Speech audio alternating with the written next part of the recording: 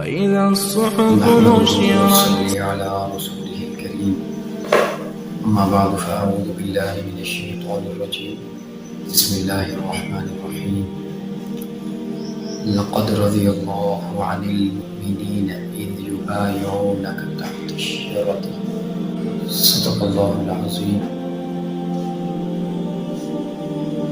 وقال النبي صلى الله عليه وسلم لكل نبي رفيق ورفيقي في الجنة عثمان أو كما قال عليه الصلاة والسلام.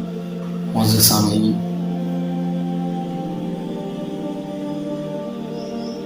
میں نے آپ حضرات کے سامنے قرآن مجید کی ایک آیت تلاوت کی ہے، اور وہ آیت کا ایک حصہ تھا اور ایک حدیث مبارکہ تلاوت کی ہے. تو اللہ سے دعا ہے کہ اللہ مجھے صحیح مفہوم ادا کرنے کی توفیق نصیب فرمائے. تو جو آیت میں نے آپ کے سامنے بیان کی ہے، اس آیت کے اندر اللہ رب العزت یہ ارشاد فرماتے ہیں لقد رضی اللہ عن المؤمنین اذ یبایعونک، کہ البتہ تحقیق اللہ راضی ہو گیا ہے ان تمام مومنین سے جو آپ کے ہاتھ پر درخت کے نیچے بیعت کر رہے تھے. اور حدیث پاک کے اندر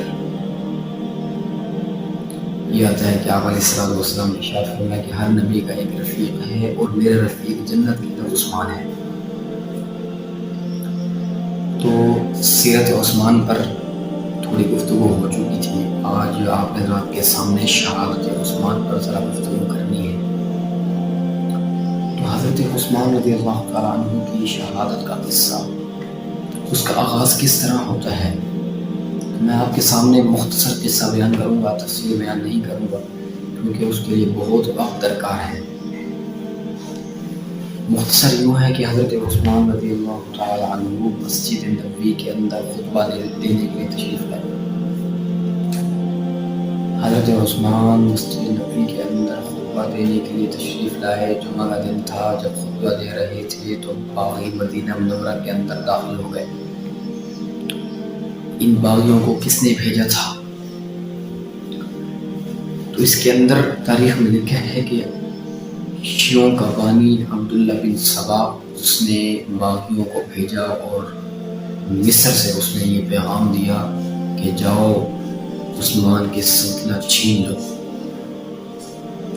تو ان باغیوں نے اس عبداللہ بن سبا کی بات کو سن کر مدینہ منورہ میں داخل ہوئے، اور مسجد نبوی کے اندر ایک ایک کر کے داخل ہونے کے بعد حضرت عثمان جب خطبہ دے رہے تھے تو ان میں سے ایک باغی کھڑا ہوا اور یہ کہا کہ اے عثمان اپنا خطبہ بند کر لو، ہم تمہارا بیان نہیں سننا چاہتے.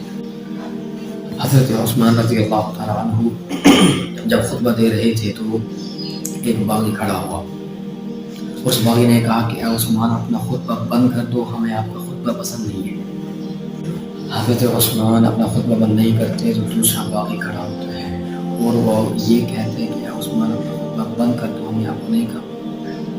حضرت عثمان اپنا خطبہ بند نہیں کرتے تو اس کے بعد تیسرا باغی کھڑا ہوتا ہے. وہ آگے بڑھ کر حضرت عثمان کی جو لاٹھی ہے، جو عصا ہے، اس کو چھین لیتا ہے، اس لاٹھی کو توڑ دیتا ہے.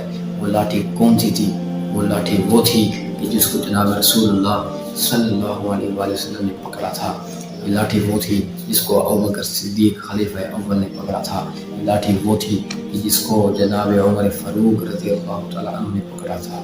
لیکن آج وہ وقت تھا، آج حضرت عثمان ذوالنورین رضی اللہ تعالیٰ عنہ اس کو پکڑ کر خطبہ دے رہے تھے. اس باغی کی جرأت دیکھیے، اس باغی کی ہمت دیکھیے. اس نے آگے بڑھ کر وہ لاٹھی چھین لی اور لاٹھی توڑ دی، اور تمام باغیوں نے اٹھ کر بغاوت پوری مسجد نبوی میں کر دی، اور ان کے ہاتھوں میں پتھر تھے. انہوں نے حضرت عثمان پر پھنسائے. حضرت عثمان ان کے پتھروں کی آڑ میں زخمی ہو گئے، بے ہوش ہو گئے. صحابہ نے حضرت عثمان رضی اللہ تعالیٰ عنہ کو اٹھایا، جا کر ان کے گھر میں لے گئے. ان کے بعد ان کو دودھ اور شہد دیا. اس کے بعد ان کو وہ دینے کے بعد کچھ دیر کے بعد حضرت عثمان کو پھر افاقہ ہوا، ان کو ہوش آیا. تو حضرت عثمان رضی اللہ تعالیٰ عنہ ہوش میں آنے کے بعد حضرت علی رضی اللہ تعالیٰ عنہ کو اپنے سرہانے پر پاتے ہیں اور ان سے یہ سوال کرتے ہیں کہ علی کہ یہ بتاؤ، میرے سوال کا جواب دو، کہیں ایسا تو نہیں ہوا کہ میری وجہ سے کسی مسلمان کو چوٹ پہنچی ہو، کسی مسلمان کو نقصان ہوا ہو، ارے حضرت عثمان کی تڑپ تو دیکھیے کہ انہوں نے اٹھتے ہی اپنے بارے میں سوال نہیں کیا، انہوں نے کسی اور کے بارے میں سوال کیا، کسی اور کو تکلیف تو نہیں ہوئی، مسجد نبوی کے اندر کوئی شور شرابہ، کوئی خون خرابہ تو نہیں. تو حضرت علی فرماتے ہیں کہ اے عثمان، اہل مدینہ آپ کا حال پوچھتے ہیں اور آپ اہل مدینہ کا حال پوچھتے ہو. حضرت عثمان نے فرمایا مجھے اہل مدینہ کا حال بتاؤ. جناب علی رضی اللہ تعالیٰ عنہ نے فرمایا کہ تمام اہل مدینہ خیریت سے ہیں، کوئی مسئلہ نہیں ہے.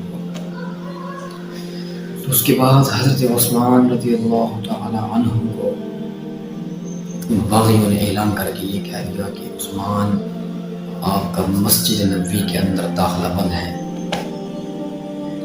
آپ مسجد نبوی کے اندر نماز پڑھنے نہیں آ سکتے، آپ اپنے گھر میں نماز پڑھیں. تو جناب عثمان رضی اللہ تعالیٰ عنہ 3 دن مسلسل گھر کے اندر نماز پڑھتے رہے. پھر باغیوں نے یہ اعلان کیا، جب انہوں نے دیکھا کچھ نہیں بن رہا تو باغیوں نے کہا کہ اب عثمان کے پاس آنا جانا ہی بند کر دیا جائے تاکہ نہ لوگ آئیں گے نہ کوئی پینے اور کھانے کا سامان بھی پہنچائے. تو حضرت عثمان ذی النورین کے پاس آنا جانا بند ہو گیا. اور مسلسل حضرت عثمان بھوکے اور پیاسے اپنا وقت گزار رہے تھے. حضرت عثمان کے پاس نہ پینے کو کوئی چیز تھی نہ کھانے کو کوئی چیز تھی. 20 دن گزر گئے. حضرت علی رضی اللہ تعالیٰ عنہ بمشکل گھر کے اندر جب گئے اور جا کر یہ کہا کہ اے عثمان آپ ہمیں حکم دیجئے، ہم ان باغیوں سے اعلان جنگ کرتے ہیں، آپ ہمیں حکم دیجئے، ہم ان سے مقابلہ کرتے ہیں. لیکن حضرت عثمان نے فرمایا اے علی، اگر تم مجھے سچا امیر مانتے ہو، اگر مجھ سے محبت کرتے ہو تو میں عثمان تم سے یہ کہتا ہوں کہ تم مقابلہ نہیں کرو، تم مجھ سے جنگ نہیں کرو، میں تمہیں یہ کہتا ہوں. جناب علی رضی اللہ تعالیٰ نے کہا اے عثمان، کیا ان لوگوں سے جنگ نہ کریں، کیا ان لوگوں سے مقابلہ نہیں کریں، کہ ان لوگوں سے قتال نہیں کریں؟ یہ تو وہ لوگ ہیں جن نے آپ کا پانی بند کر دیا، کئی دن ہو گئے، 20 دن ہو گئے، آپ نے کچھ کھایا نہ کچھ پیا. حضرت علی نے جواب دیا، بڑا ہی عجیب جواب دیا. عثمان رضی اللہ تعالیٰ عنہ نے فرمایا کہ علی، مجھے اس بات سے شرم آتی ہے کہ میں محمد صلی اللہ علیہ وسلم کے شہر میں خون خرابہ کروں. حضرت محمد مصطفیٰ صلی اللہ علیہ وسلم کو میں کیا منہ دکھاؤں کہ میں ان کے شہر میں ان کی مسجد کے اندر اگر خون خرابہ شروع کر دوں تو میں ان کو کیا منہ دکھاؤں. تو جناب علی رضی اللہ تعالیٰ عنہ ان کی بات کو سن کر واپس چلے گئے. اور اس کے بعد 25 دن گزرنے کے بعد حضرت مغیرہ رضی اللہ تعالیٰ عنہ حضرت عثمان کی خدمت میں حاضر ہوئے اور آ کر یہ کہا کہ جناب 25 دن ہو گئے ہیں، آپ نے نہ کچھ کھایا نہ کچھ پیا ہے، ہمیں بڑی فکر ہو رہی ہے، آپ ہمیں حکم دیجیے ہم آپ کو خفیہ طور پر مکہ کے اندر روانہ کر دیں، ہم آپ کو یہاں سے مستقل خفیہ طور پر آپ کو ہم مکہ کے اندر روانہ کر دیتے ہیں. تو جناب عثمان رضی اللہ تعالیٰ عنہ نے فرمایا کہ اے مغیرہ، حدیث پاک کے اندر آتا ہے آپ علیہ السلام نے فرمایا جو شخص جتنی طاقت رکھتا ہو کہ وہ مدینہ کے اندر فوت ہو جائے تو میں محمد اس کے بارے میں یہ کہتا ہوں کہ کل قیامت کے دن اس کا ہاتھ پکڑ کر اس کو جنت میں لے جاؤں گا. جناب عثمان نے فرمایا کہ اے مغیرہ، کیا تم مجھے یہ ترغیب دیتے ہو کہ میں محمد کا پڑوس چھوڑ دوں؟ عثمان کی ایک دلی محبت تو دیکھیے حضور علیہ السلام کے شہر کے ساتھ.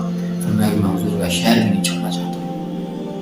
فرمایا کہ میں ذبح تو ہو جاؤں گا لیکن محمد صلی اللہ علیہ وسلم کا شہر نہیں چھوڑوں گا. حضرت عثمان رضی اللہ تعالیٰ عنہ نے فرمایا کہ مغیرہ جاؤ، عثمان افاق برداشت کرتا رہے گا، عثمان یہ مصیبتیں برداشت کرتا رہے گا لیکن محمد مصطفیٰ کا شہر کبھی نہیں چھوڑ سکتا. پھر اس کے بعد مسلسل 37 دن گزر گئے. جناب عثمان رضی اللہ تعالیٰ عنہ کچھ نہیں کھائے نہ کچھ پیے. اور اس کے بعد حضرت عثمان رضی اللہ تعالیٰ عنہ اس سے کچھ دن قبل اپنے گھر کی چھت پر جب آتے ہیں تو بڑا ہی ایک تاریخی خطبہ دیتے ہیں. حضرت عثمان باغیوں کو جمع کر کے ایک بڑا ہی تاریخی خطبہ دیتے ہیں. اس کے اندر کیا فرماتے ہیں وہ انشاءاللہ پھر